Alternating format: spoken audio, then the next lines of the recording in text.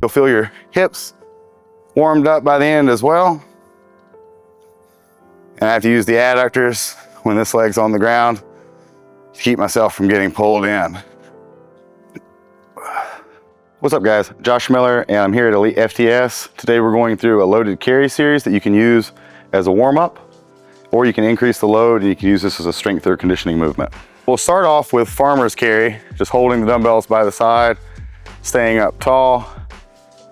I like to perform these barefoot, especially at this stage of my rehab, so I have more proprioceptive input through my feet. And then I can also go in reverse.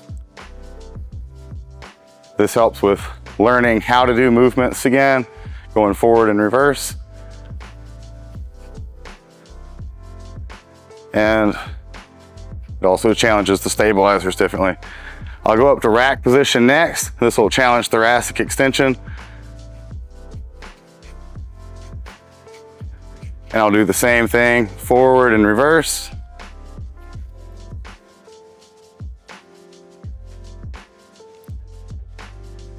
And then after I've warmed up that base to stabilize and press off of, I'll perform overhead presses and then right into the overhead carry. You want to think about keeping your hips underneath the weight, long spine on that, so that you're bracing for a good position for the work that's to come. Same thing, and when you go in reverse on these, the shoulder really has to work to stabilize.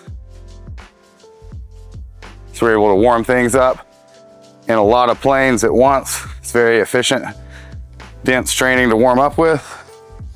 And then we'll just put one by the side and go into suitcase carries. Same thing, down, back.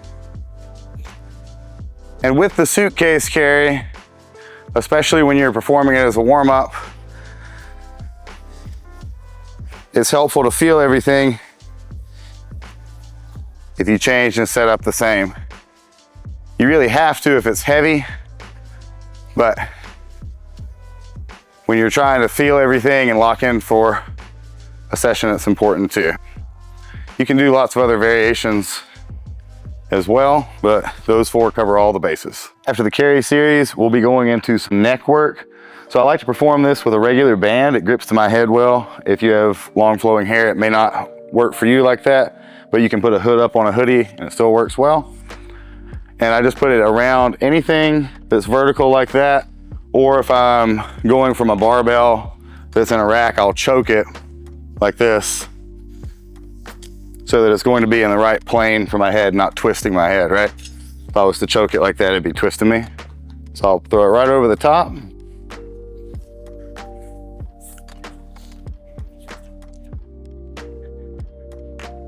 And then from here, I can feel my whole body lock in. I'm just going to do the same movement that you would perform on a 4-way neck machine. I just have to focus on the spinal extension too, bracing through everything and not overextending through the low back. I can let my head slide forward and I can drive back and just focus on the thoracic extension, really keeping everything connected at the trunk. And I can even step into it and pivot a little bit and resist.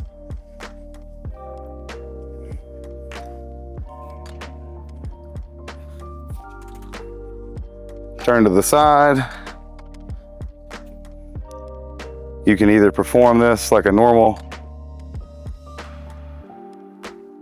lateral neck movement, or you can brace and you can move with the whole spine and perform a side bend.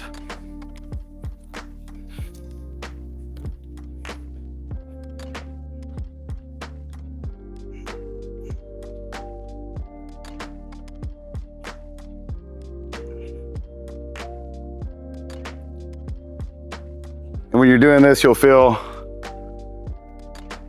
that your core works all the way around 360 degrees to brace.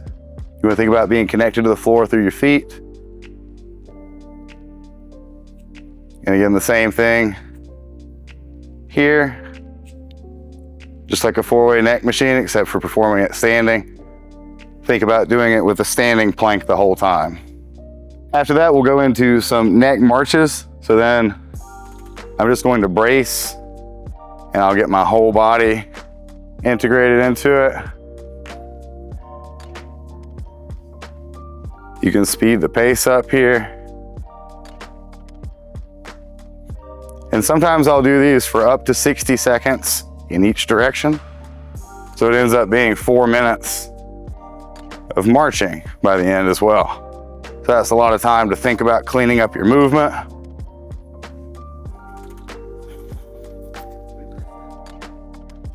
And it's a lot of time to keep the core braced.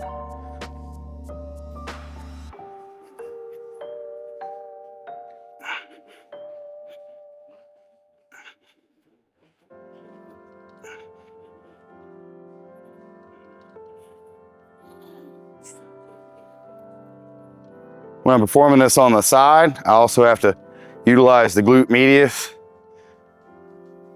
to stabilize. You'll feel your hips warmed up by the end as well. And I have to use the adductors when this leg's on the ground to keep myself from getting pulled in.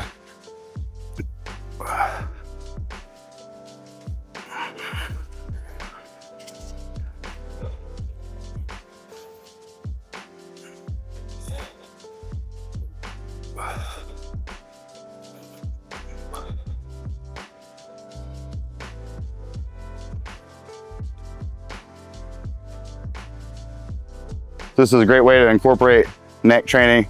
You get some GPP work as well, and you warm your whole body up, as opposed to just performing it in isolation. It carries over more to everything else, and you get more bang for your buck in terms of training density. I've been performing these a lot over the last 9.5 months as a fun variation to push with my grip. And it's really helpful for tactical athletes, any sort of MMA athletes. But it's also just a fun movement to push. Perform these double overhands.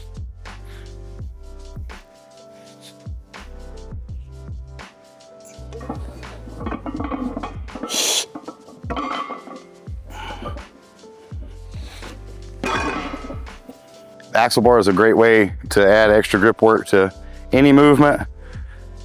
For these, I'm performing stiff leg deadlifts off the blocks.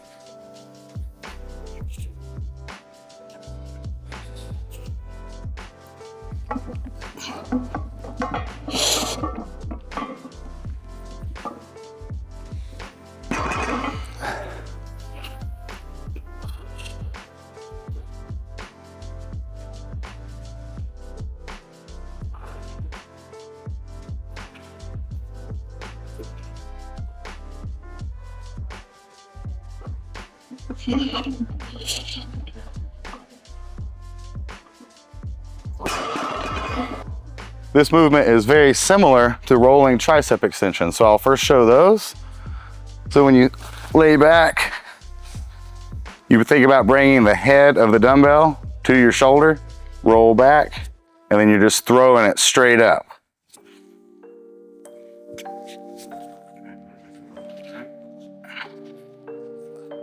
So for the safety squat bar JM press, it's the same thing, except for you don't have the same loading cap. You can go as heavy as the barbell can hold, and then you also have the increased stability of holding one unit.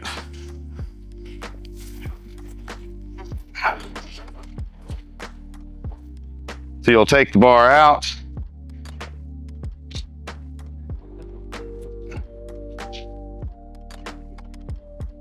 you want to bring it down controlled like a press till the handles hit, and then you want to use those metal spikes inside the pads as a nice cue to not just let it sink into you. You just keep the pad barely touching you, fold back, and then punch it up. Fold back, punch it up. Try to think about keeping the elbows in and up, but if they fall out a little bit like that, it's also okay. Because this is a movement that you're loading up heavy and you're trying to drive hard. with a kinetic chain as opposed to just an isolation movement.